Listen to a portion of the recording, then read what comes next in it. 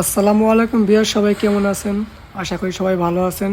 আমিও আলহামদুলিল্লাহ আল্লাহর অশেষ রহমতে অনেকটাই ভালো আছি।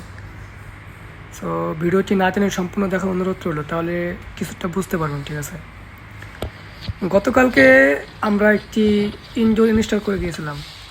সো আজকে এটার ওয়্যার কানেকশন দিব। তো ভাবলাম যে বিষয়টা আপনাদের মাঝে একটু শেয়ার করি। ঠিক আছে, যদি কারো কোনো কাজে আসে। প্রথমত আমি ইনডোরের আইসি বোর্ডের কাভারটা খুললাম, খুলে কাভারটা ইনডোরের উপরে রেখে দিলাম।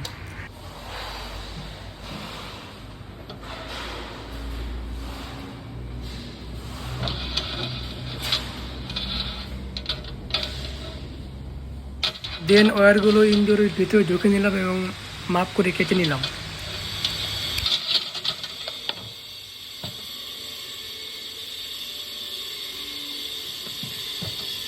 যে কোনো ওয়্যার কানেকশন দেওয়ার ক্ষেত্রে সবসময় ওয়্যারগুলো একটু বড় করে কাটার চেষ্টা করবেন।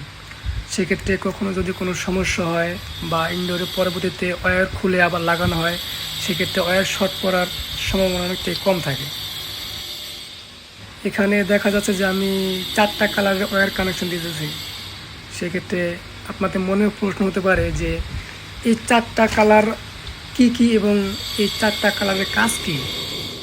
শুনুন, আপনারা যারা না বুঝেন আমি আপনাদেরকে ভেঙে বুঝিয়ে নিই আসলে এই 4টা কালারের কাজ কী এবং এখানে কী কী ওয়্যার ব্যবহার করা হয়েছে।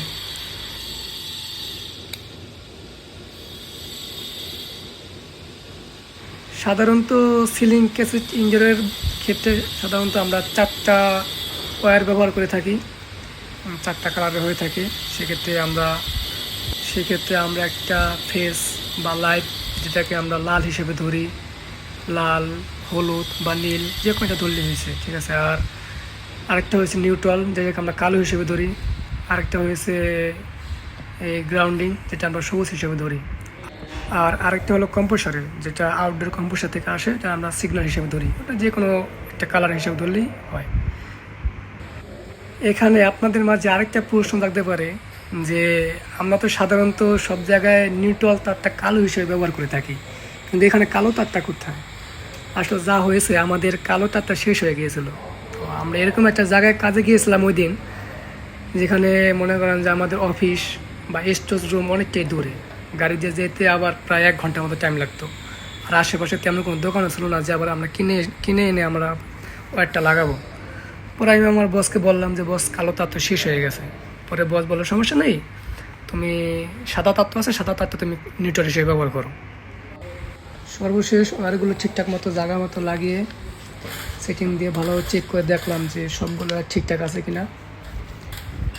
দেখা শেষে আইসি বোর্ডের কাভারটা লাগিয়ে দিলাম।